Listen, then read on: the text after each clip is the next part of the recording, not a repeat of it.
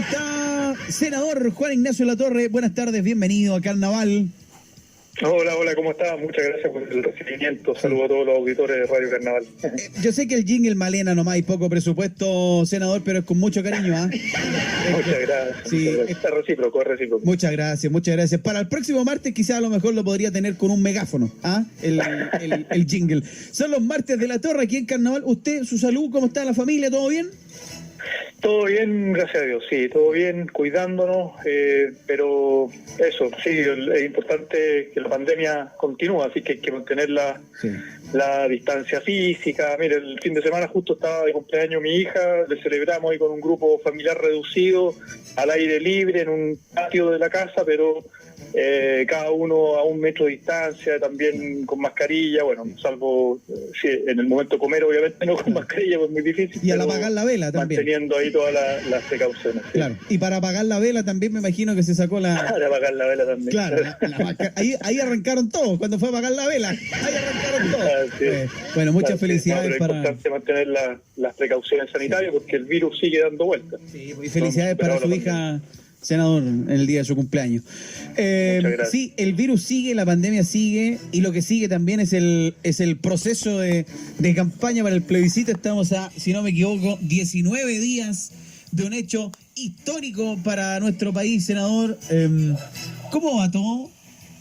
Así es, queda muy poquito, ya el último tramo de la campaña, los últimos 100 metros dicen algunos, y mire, fue bonito ayer recordar, hacer memoria el 5 de octubre del 88, es inevitable hacer un paralelo entre ambos plebiscitos, uno en dictadura obviamente, donde se le preguntó al pueblo si quería o no que continuara la dictadura, ganó el no de manera rotunda, democrática, con una gran participación popular, pero igual, ojo, el sí obtuvo un 40 y tantos %, y esa reflexión hacíamos ayer justamente en un foro que convocó Natalie Campuzano, consejera regional, que va de candidata además a gobernadora por el Frente Amplio de la región de Valparaíso, convocó un foro donde varios estuvimos analizando justamente eso. La derecha está con una campaña muy fuerte, con mucha plata, muy profesional, por los medios de comunicación y también por redes sociales, por WhatsApp, por todos los medios, por la convención mixta. El segundo voto es el que me preocupa mucho. Yo creo que la prueba va a ganar, creo no equivocarme, va a ganar por una gran diferencia, un triunfo contundente del apruebo, pero me preocupa el segundo voto, que es sobre el mecanismo para redactar la nueva Constitución. Y ahí, la verdad es que conversando con mucha gente todavía hay confusión, la gente en las ferias, cuando nuestro equipo y el comando sale a hacer campaña, hay gente que todavía no sabe esto del segundo voto, y es muy importante explicarle en esta recta final de campaña que va a haber un segundo voto donde le van a preguntar a usted ¿cuál es el mecanismo que usted prefiere para redactar la nueva Constitución? Y ahí hay dos alternativas, la convención constitucional y la convención mixta. La derecha está con fuerza por la mixta, que es mitad parlamentarios y mitad ciudadanía electa, es decir, los partidos políticos van a designar a dedo a los parlamentarios para representar y para redactar la nueva Constitución, y eso va a ser la mitad de la Asamblea. Imagínense, la mitad de la Asamblea va a estar controlada, por decirlo de alguna manera, por los parlamentarios en ejercicio, es decir, cumpliendo una doble función de legislativa y redactando la nueva Constitución. En cambio, la Convención Constitucional es 100% electa por la ciudadanía, y además es la única que garantiza paridad, 50% hombres, 50% mujeres, elegidos por la gente. Y además estamos legislando escaños reservados para pueblos originarios, que de hecho hoy día en la mañana hubo en la Comisión de Constitución del Senado, hubo una sesión, todavía no se vota, pero se va avanzando en la tramitación de escaños reservados para pueblos originarios, y obviamente la participación también de independientes de partidos políticos. Entonces el llamado muy fuerte al segundo voto, es muy importante que gane la Convención Constitucional 100% elegida democráticamente por la ciudadanía, paritaria, eso es único en Chile y único en el mundo, un proceso constituyente paritario. Importante, ¿no? Es que la ciudadanía tenga conocimiento entonces de esta diferencia que hay entre convención mixta y que hay una convención constitucional. Voto que no es vinculante entre uno y otro, ¿no? No, son excluyentes, o sea, o gana una o gana la otra, y si gana la mixta son 172 constituyentes, pero como decía, con 50% parlamentarios elegidos por los partidos políticos, donde pueden pueden haber puros hombres, ahí no te garantiza la paridad, no está comprometida la paridad, sino que los partidos pueden decidir que sean solo hombres, como hay mayoría de diputados y senadores hombres, lo más probable es que eso es lo que ocurra, y la paridad solo se aplica para el otro 50%. Entonces, son excluyentes, son alternativas excluyentes, y claro, la Convención Constitucional, si gana, ahí el siguiente paso, que esto avanza el apruebo y la Convención Constitucional, en abril elegimos a los constituyentes que van a ir a redactar la Constitución, que tienen por mandato solo redactar la Constitución. Tienen un año de plazo para ponerse de acuerdo y redactar en hoja en blanco la nueva Constitución para el siglo XXI que Chile necesita. A diferencia, insisto, de la mixta, donde vas a tener a parlamentarios yendo al Congreso a legislar, a tramitar proyectos de ley, al mismo tiempo redactando la nueva Constitución y al mismo tiempo participando en campaña, porque el próximo año hay elecciones presidenciales y parlamentarias, imagínense, van a estar en campaña. Entonces su cabeza va a estar, por decirlo así, en tres partes distintas, cuando lo que necesitamos es un grupo de ciudadanos y ciudadanas que se pongan a disposición del país para una tarea tan relevante como es construir una nueva constitución democrática para el siglo XXI, para las próximas 3 o 4 décadas. Y eso es lo que duran más o menos las constituciones en los ciclos democráticos, digamos, y es primera vez en la historia de Chile que tendríamos una constitución con participación de la ciudadanía. En comunas en donde hay cuarentena, senador, no sé si el gobierno se ha pronunciado con aquello. ¿Cómo lo va a tener que hacer la gente para ir a votar? Hasta ahora lo que ha dicho el gobierno, a menos que cambien a última hora, pero lo que ha dicho el gobierno es que no es necesario pedir permiso especial para ir a votar, sino que ese día, aunque esté en una comuna en cuarentena, la persona tiene que ir con su carnet de identidad. De hecho, se está también tramitando un proyecto de ley que pasa al Senado ahora. Si es que hay alguna persona con el carnet vencido, tanto de identidad o pasaporte o algo o el de conducir también, podrá votar también con ese carnet porque no pudo hacer los trámites en pandemia, digamos, para renovarlo. Entonces, hasta ahora no hay que pedir permiso. Igual hay que estar atento yo diría hasta el fin de semana anterior al plebiscito del 25 de octubre por si hay alguna resolución de última hora. Me preocupa, por ejemplo, la región de Magallanes, ¿no? En Punta Arenas, donde está muy muy complejo, Natales, etcétera.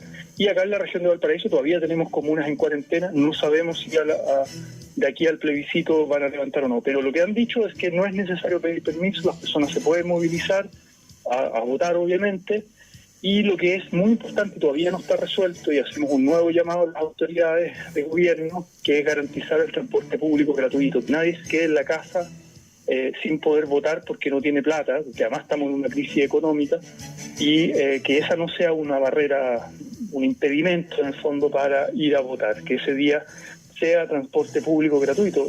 Veía unas noticias que la empresa Uber y varios choferes estaban ofreciendo viaje gratis. Eso está muy bien y se agradece, pero la verdad es que no debería ser un acto voluntario de una empresa privada. Esto debería ser un derecho garantizado por el Estado a través del transporte público. Estuvo presente, senador, en la Comisión de Derechos Humanos, en donde se estuvo analizando las circunstancias de la caída del adolescente, trágico, lamentable, y tantos otros calificativos que se le puede mencionar, ¿no? Este hecho ocurrido el pasado viernes 2 de octubre. Hay un tema ahí, me imagino, muy importante de derechos humanos en relación a lo que ocurrió el viernes, lo que ha pasado hoy día. Hay comisión del Senado también, donde se ha citado a Carabineros, la defensora de la niñez también, para analizar esta situación. ¿Cuál es su mirada al respecto, senador? Sí, mira, a mí me toca este año presidir la Comisión de Derechos Humanos del Senado y a partir de lo que ocurrió el día viernes en Puente Pío IX, la verdad es que conmocionó al país un adolescente que cae 7 metros de cabeza al río Mapocho, lanzado por un policía, por un agente del Estado, un carabinero, también joven, de 22 años, el adolescente tiene 16 años, Anthony, de la comuna de Puente Alto, sector popular, en un contexto de una manifestación social el día viernes de la tarde. Y obviamente, bueno, ahí se activaron muchas conversaciones. Nosotros desde la oposición exigimos la renuncia al director de Carabineros, Mario Rosas, una vez más. También sacamos una declaración pública condicionando en el fondo el presupuesto de Carabineros, que hay un aumento para las policías si es que no hay cambios institucionales profundos. Y activamos muchas conversaciones el fin de semana con los organismos autónomos de derechos humanos que tenemos en nuestro país, que son la Defensoría de la Niñez, la Patricia Muñoz, la defensora por tratarse de un adolescente, y también el Instituto Nacional de Derechos Humanos, Sergio Mico. Se presentó una querella muy rápidamente, lo cual es muy positivo, por delito de homicidio frustrado. Ese es hay que tomarle el peso al asunto, contra un agente del Estado. Y esto se hizo el día sábado. El día domingo la formalización, las audiencias, hubo una fiscal a cargo, la fiscal Chong, y finalmente está en prisión preventiva el agente del Estado. Pero además esto no es una responsabilidad únicamente individual de ese policía, sino que de alguna manera acá hay responsabilidad institucional, porque todo el piquete que estaba en ese momento, que estaba en plena represión de esa manifestación social, con gases lacrimógenos, con carros lanzagua, con gas pimienta, etcétera. Hay muchos videos, muchos testimonios que dan cuenta de aquello. Cuando vieron al adolescente que estaba en el río, su cuerpo flotaba en el río, seguramente perdió el conocimiento en ese momento. Imagínense una caída de 7 metros de cabeza, tiene fracturas en sus muñecas. No le prestaron ayuda, se fueron inmediatamente, y además construyeron, y eso lo hemos sabido después por las investigaciones, testimonios falsos, una serie de intentos de encubrimiento de esa intervención policial. Entonces, acá nuevamente se repite un patrón que lo vimos en el estallido social, con las graves violaciones a los derechos humanos por parte de la policía, también en otros casos como el asesinato de Camilo Catrillanca, donde hay intentos de montaje, encubrimiento institucional, y esa es la decadencia en el fondo de la institución de Carabineros. Con esto no quiero enlodar a todo el personal, porque estamos hablando de 50.000 funcionarios, no estoy diciendo que todos los funcionarios son así, pero lamentablemente la institución de Carabineros está en un nivel de desprestigio muy fuerte. Hay una preocupación internacional por los derechos humanos en nuestro país, y como se repite, estamos pronto a cumplir un año del estallido social. Hay 5 informes internacionales de derechos humanos que dan cuenta y que recomiendan una reforma profunda a Carabineros. Esto no se trata simplemente de sacar o culpar, digamos, la responsabilidad individual de un policía, que es la línea más delgada. Acá hay una responsabilidad de mando y también de la autoridad civil, que no ha hecho los cambios. Mira, han tenido 6-7 meses de pandemia, donde no han habido manifestaciones sociales prácticamente, donde ha habido tiempo, y no han avanzado, no ha querido avanzar el gobierno, y ha mantenido a Rosas en su cargo, donde de alguna manera la impunidad genera una señal de repetición de la violación a los derechos humanos. Senador, ese es el problema estructural. ¿Debe renunciar Rosas para esta refundación integral que se busca en Carabineros, cree usted?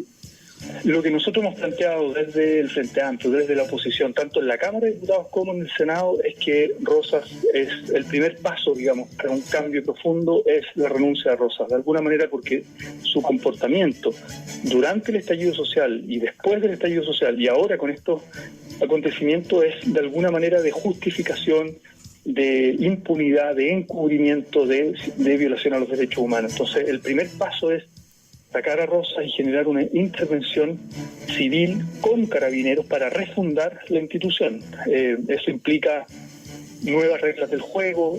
Usted sabe que en Chile no existe una ley democrática que regule el uso de la fuerza de Carabineros. Se le deja una autorregulación a Carabineros que dicte sus propios protocolos. Obviamente ellos hacen sus protocolos, lo trabajan con el Ministerio del Interior y con distintos organismos, pero finalmente la responsabilidad última recae en Carabineros. Eso es una falla que ya no es de la institución, no es culpa de la institución, es como lo hemos dejado actuar durante esta larga transición democrática. Esto de alguna manera es una herencia también del gobierno de la dictadura, pero que en democracia no ha habido una reforma profunda, estructural a las policías, una reforma democrática, profesional, ¿no? La capacitación en cuanto a derechos humanos, por ejemplo, es muy precaria. No hay sanciones adecuadas. Entonces, todavía tenemos muchísimos casos en materia de derechos humanos que están en la justicia y han avanzado muy lentamente. Entonces, el primer paso es Rosas, ¿no? Esto no se soluciona simplemente cambiando a Rosas y poniendo a otro. Acá se tiene que abrir un camino de una reforma profunda, y eso es lo que estamos pidiendo, porque lo que ocurrió el día viernes es muy grave, una violación a los derechos humanos muy grave, que, insisto, no es individual, sino que también hay una responsabilidad institucional y política. Rosas ha dicho que no va a renunciar. tiene el respaldo además del presidente Sebastián Piñera, senador. Sí, lamentablemente. Ayer citamos en la Comisión de Derechos Humanos, bueno, junto con la defensora de la niñez y el INDH, citamos al ministro del Interior, Víctor Pérez, y también a Rosas. Rosas no pudo llegar, estaba en una comisión paralela en la Cámara de Diputados, pero lamentablemente vemos que el gobierno tiene un respaldo político, institucional. Uno no sabe qué negocios hay ahí entre Rosas y Piñera, digamos, porque recordemos que Rosas entró cuando fue el conflicto por la crisis, justamente por el asesinato de Catrillanca, y también antes por lo que fue los casos de corrupción y la operación Huracán en el gobierno anterior. Entonces había un descabezamiento del alto mando y Piñera optó por Rosas y de ahí lo mantiene, le da el respaldo político a Víctor Pérez y a Rosas. Insisto, el sacar a Rosas es un primer paso. Lo que vemos con preocupación es que el gobierno no se toma en serio la refundación profunda de Carabineros, y no veo cómo Rosas puede liderar ese cambio cuando más bien ha habido una lógica de status quo, de defender el status quo. Son las 13:30. El senador Juan Ignacio Latorre aquí en la radio Carnaval. Estamos a puertas de un nuevo fin de semana largo, van a haber cordones sanitarios, la pandemia sigue, Viña del Mar, Valparaíso están en fase 1, San Antonio quedó estancada en fase 2, la cuarentena sigue en la región de Valparaíso, región y comunas que me imagino ya no resisten más, senador. Sí, yo creo que ya el cambio de estrategia se viene y debe haber un cambio de estrategia. Las cuarentenas no han funcionado, han sido muy dinámicas, muy laxas, con mucho movimiento, y lo que me preocupa, y lo hemos dicho anteriormente, es que el plan de trazabilidad local no está muy bien aceitado, no está funcionando como un relojito, como una maquinita fluida, digamos, como dice Isca Sicher del Colegio Médico. Eso es lo que me preocupa, porque tú puedes tener distintas estrategias de confinamiento, más, menos, levantar, etcétera, la vuelta a clases, toda la presión que hay con la vuelta a clase, a trabajar. Sin embargo, si como tú sabes que el virus sigue dando vueltas, sigue circulando, y el contacto son las personas, son los seres humanos, si no tienes un plan de trazabilidad para testear adecuadamente los casos positivos y los viendo en Magallanes, en el fondo hubo un levantamiento muy abrupto sin tener un plan de trazabilidad muy bien trabajado a nivel local, reforzado a nivel de la atención primaria, y vemos cómo hay un alza de casos, digamos, muy complejo de manejar. Eso puede ocurrir perfectamente en cualquier comuna.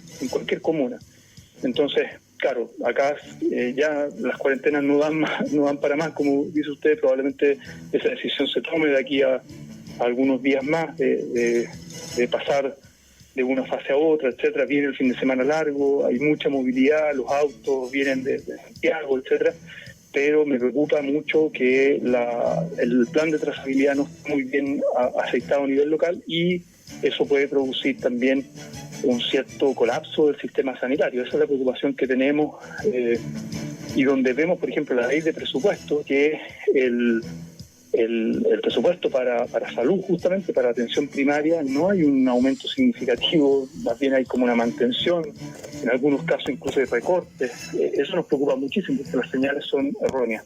Y a propósito de esta investigación, donde tenemos a Piñera y a Mañalich defendiéndose frente a la Corte Suprema por unos correos electrónicos, uno se pregunta, bueno, ¿qué quieren ocultar?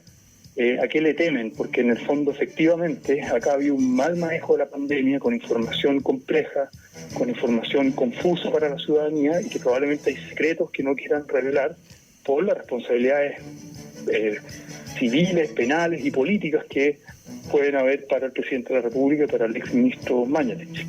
Bien, pues son las 13:34, a no bajar los brazos, a no decaer, la pandemia sigue, tenemos que seguir cuidándonos y estaremos atentos, por supuesto, a lo que vaya sucediendo en el acontecer político, la actualidad regional siempre y nacional también con el senador Juan Ignacio Latorre. Muchas gracias por estos minutos, senador, que tenga una excelente semana. Muchas gracias a usted, y recordemos hoy el 25 de octubre votar a prueba y convención constitucional. Que estén muy bien, buena semana. Chao. ¿Y el lápiz pasta azul? El lápiz pasta, llevar el lápiz. Ya. Gracias, senador, buenas tardes.